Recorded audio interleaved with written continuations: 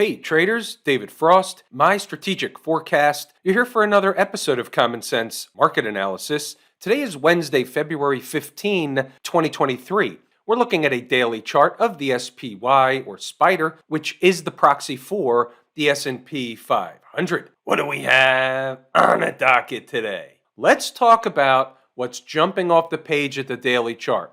We're going to do a review of all the other stuff, plus we're going to throw in a look around the under the covers stuff. We're going to show some charts of some sectors to see where they stand against the overall S&P. What is diverging? What's weak? What's strong? First and foremost, and we'll just focus on the daily chart. Nothing has changed on the weekly chart and won't change until Friday's close. The daily chart is still eating time off the clock in this bullish, flaggish kind of formation. Now, we've got a couple of things going on inside this formation to get granular. Everything is a fractal of everything else.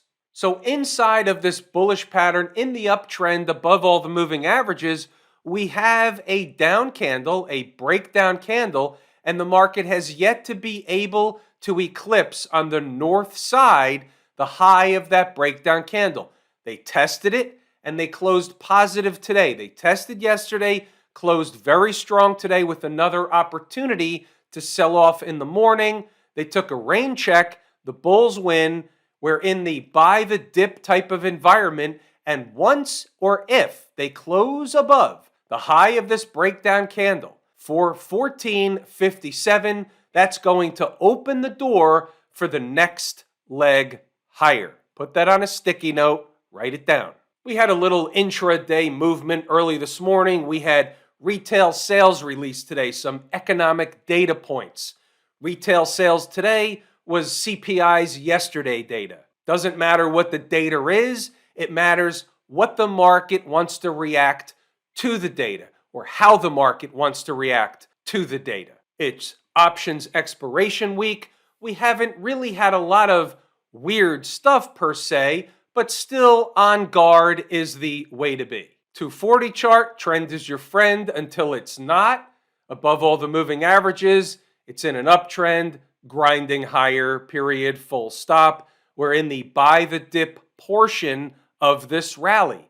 It will come to a close. It will come to an end. There will be a sign and or signal of a trend change, and the market will sell off, whether it's for a few days, a few weeks, or longer. That will happen. Right now, it is not happening. We take the market at face value. We take the role of umpire calling balls and strikes. The 120-minute chart. Any revelation here? No. Above all the moving averages, the trend is your friend until it's not. Let's check out inside the numbers real quick. I'm going to highlight a couple of important things, let you read the notes, pause the video, and double check the work if you so choose. Little bit of a pullback operation overnight, nothing new, they do that all the time. Another buy the dip situation turned out to be correct. It's options expiration, weird stuff happens. Just a reminder, in the early going around 0 dark 30, we're looking at a bull and a bear pivot. The bullish variety is 411.25, and if above, keeps the door open for 412.65, which was the gap left open from the prior session. The bear variety comes in at 410.50, opens the door for 409.55 and or lower. Put that on a sticky note. We think better in pictures. Right of the vertical is today's activity, 5-minute SPY chart. 411.25, that's the green line, that's the bull pivot. 410.50 is the bear pivot. 409.55 was the place below the bear pivot that was the first place of support. By the way, low of day, 409.47. And look at this 15-minute chart by example. Look at them not being able to get above the bull pivot, 411.25. Once they do, they came back for one retest and took off. You could see what happened once they started closing candles above. It's time. How much time are they able to spend above a price in order to get to the second price? They got to that gap that was left open the day before, pulled back, right back to the same place, spike it through, test it, retest it, go back up in the other direction. That's a normal garden variety market type behavior in a bull market. You get pullbacks, you get buy the dip crowd, and they bought them up, spike of the low just a few minutes earlier to an important number, rip it back in the other direction. Truth be told, inside the numbers and in the live room, I was waiting for a lower price. When they came close and bounced away, in this candle here, the 10 o'clock candle, they came close, making a low of 409.74. I said that's not good enough, and it wasn't good enough, but that precluded me from, it's the old manner in which I didn't want to buy that number anymore. I was looking lower. They didn't give me lower, and they took off. That's the life of a trader. We have the numbers. Sometimes they just don't give you the trade. Some traders took it. Some traders were paid. Some traders took a short trade. But wait, there's more. Where was the short trade? Pause the video, read the notes, go back to the chart to double check the work. I'm going to get to that in a moment. 9:15, we have the layout. Here's the way this one works today. So you show up in the morning and you've got a schematic. What happens if the market does the bullish thing? What happens if the market does the bearish thing? Where are the numbers? Where is the sell? Where is the buy if both exist? That's what you want to know. I'm breaking it down. And in the live room, I'm walking traders through it with a whole lot of other stuff underneath the hood. So here's the way this one works today. The pivot is 411 and a quarter. Below, the door is open for that bear pivot, 410.50 to 409.55 zone. You saw both of those. Where's the likely to be an early bounce for a scalp with potential? Well, 410.50 would be very aggressive. And when I wrote this, they were above it, then they leaked below in the pre-market. It would have been very aggressive, but you could see the importance of it anyway. Closer to 409.55 would be the more reasonable during the morning rush. And then I described how they came close and bounced away, but you could see how, and repeat after me, the numbers work. We had some unfinished business down at 408. They never went down there. We don't have to discuss it any further. And if above the pivot, the door is open for 412.65. Above the pivot, the door is open for 412.65. They hit it, they fill the gap, they pull back to where? Back to run a test of the pivot. What's 412.65? It's overhead resistance. Moving along, let's see what else we have. If they run to the pivot at 411.25, this is again before the opening bell, there will likely be a reaction or at least a bull-bear battle. Call it between 411.25 and 411.75. Scalp short with potential. If they did it in a hurry formation, overhead resistance should be a reaction back down in the other direction. It's also a target while they're above 410.50. We have traders trading in both directions. Some would rather have a long trade riding it up to a target. Some would rather short the pivot and ride it back down to a support area. Moving right along, they came close to 411.25 and pulled back enough to take that trade off the table. But wait, there's more. The short, that is, at that price, make them go higher into the zone, like around 411.50 to 411.75 if they went back up. This is only 10 minutes into the day. And there you have it. Into the zone, short scalp with potential, plenty of potential, nice trade. Yesterday, we got the short and the long. Today, we got the short. Some folks got a long, but I didn't get the long. I didn't get the other side. Was waiting for lower because of all the stuff we talked about, but that's okay. You take what Mrs. Market provides in the way of opportunity and you go about your business. Pause the video, read the notes, go back to the chart to double check the work. You'll see it all in here, all the numbers, all the tour guide information. We had an early day today. I had an appointment this afternoon, so I had to wrap everything up at 11 o'clock. That happens from time to time. Stocks on the move. The page wasn't showing the stocks tonight for some reason, so you'll take my word for it. There were 4 on the board. Devon Energy opened below the first number, went into the second, went down to the third, went around and around and around. Finally, by the end of the day, they split the difference. It was a nothing trade, a nothing burger.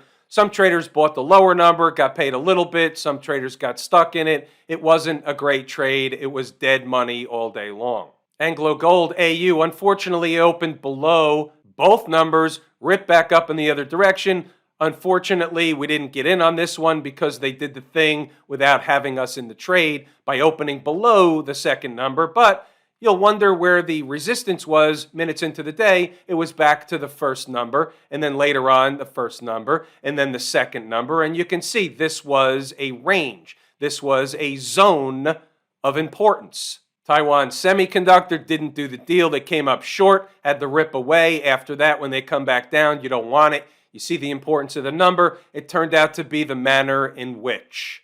Akamai gave you the trade at the first number, gave you the trade at the second number, even though they didn't do it in the manner in which the number worked. But even in the live room, I told traders getting off the air at around 11 o'clock that don't take that trade. It's too late. They're hovering. They're just going sideways. You don't want it anymore. And we all know that, right? That's the way I've taught it from day one. The first price gave you about a 90-cent bounce. That's a little more than the 1% we're looking for. That's a fantastic scalp with potential. You didn't get the more potential, but you got the scalp. That's fine. You move on to the next trade. Anything doing over in Camp IWM, just continuing to bounce off the 20-period moving average. As long as they're above all the moving averages, the trend is your friend. They get above this breakdown candle high, that'll open the door for another leg higher, 95.12. Just call it 95 for argument's sake. They'll start to move higher. Folks down at the transportation department, not a good day, not a bad day. It's a positive day either way. Again, same routine. They just have to get above this breakdown candle high in order to begin the next leg higher. It's in a bullish formation, above all the moving averages. It's all the same market, no change. About the Q people. Watch this. Breakdown candle high. We keep talking about them and talking about them and talking about them. The high is 308.99. What's today's close? 309.10.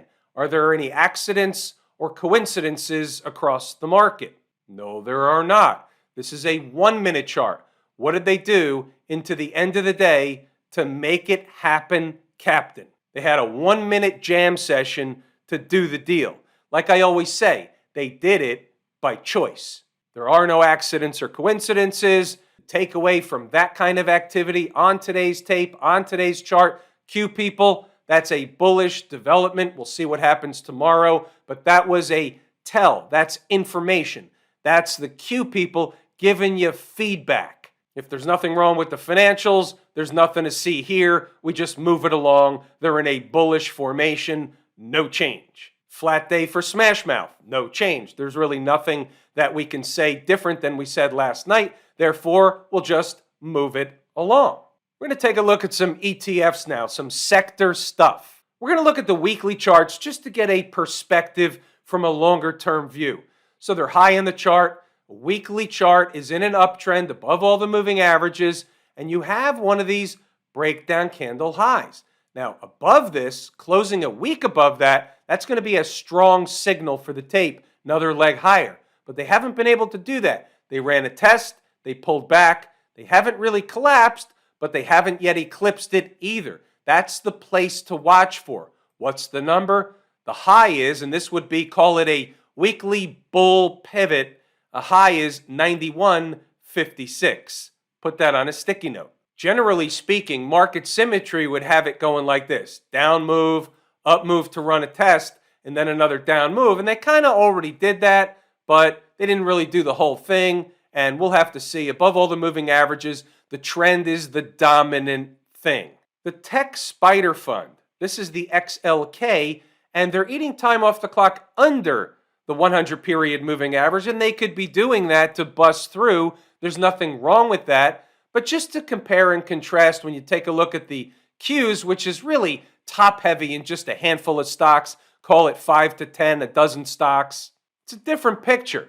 The XLK has different stuff in it, some the same, some different, but it's a tech spider or a tech fund, as is the Qs, but they look different on the charts. When I discuss a bounce and a downtrend, this is still in a downtrend. This is a little stronger than the Qs are, mainly because of the top heavy weightedness of the Qs, and those stocks are performing better than the whole. That's the takeaway. Doesn't really matter why, it's just the explanation. When I say bounce in a downtrend or uptrend, we use the monthly chart. Here's what I would say here. It's actually neutral at this point. You held the 50-month moving average. That maintains the long-term uptrend. However, by cracking below the 20 and not yet eclipsing it, it's not necessarily in a safe uptrend.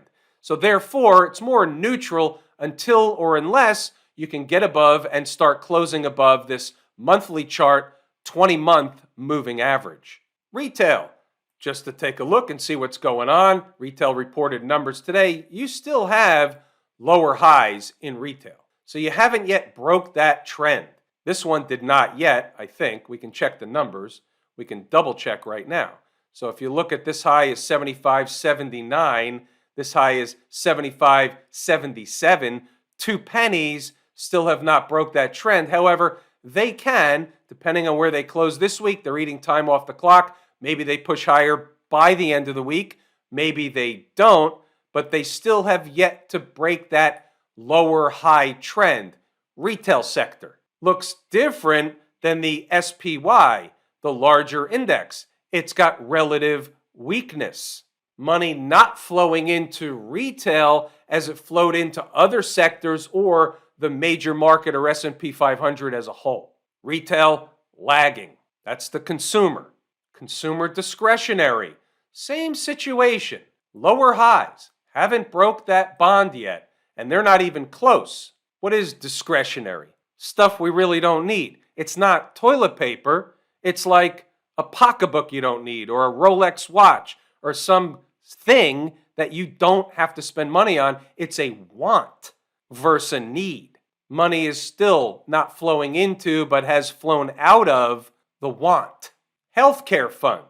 Above all the moving averages, or at least most of them, and this is still okay, have not participated in the latest rally, but that's not abnormal. This is a place where money a lot of times will go to hide when the other markets like tech and other stuff are selling. Money goes to places to hide. They go to healthcare, toilet paper, consumer staples, toothpaste, that kind of stuff. Procter & Gamble, Johnson & Johnson. Open up the cabinets in your house, the stuff that's in there, consumer staples. Couple of cases going on healthcare. We're the umpire calling balls and strikes, so let me run this one by you. Monthly chart. Forget the fact that it's monthly. Could be an hourly chart. Doesn't matter. It's the exercise. You have a high, you have a lower high. That's a bearish thing. You're above all the moving averages. That's a bullish thing. Does it cancel out one another? Well, who's to say? I would say the trend is the dominant thing. But if they give up the 20-period moving average and they close the month, any month, below, you'll start to give more weight, more credence to the lower high situation, and then our eye has to become, where are they headed? And you flip over to a weekly chart and you say, hey, here's a breakup candle low, 127.60. It's not that far away from current price. Doesn't matter. It's just the exercise. This could also be just a pullback, flaggish type of bullish thing, whatever you want to call it. Nothing says that this can't resume in the northern direction. As long as this convergence of moving averages holds, the trend is your friend until further notice. What about the EFA? One of them there foreign indices. What do you got here? Is that a neckline? Could that be a huge head? Do you have a shoulder in development? Do you have another one over here? Is that what's going on? Well, we can't say for sure. And this is a test, by the way, because I can do that and you can see what I just drew.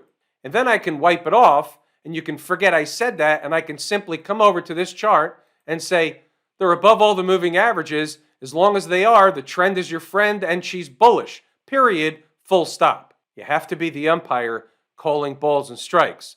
Both things can be true. You have to have the eye to see the whole field. Have I told you how much I appreciate each and every one of you? Without you, these videos are not possible. That is true and accurate information. We're pulling the ripcord here today.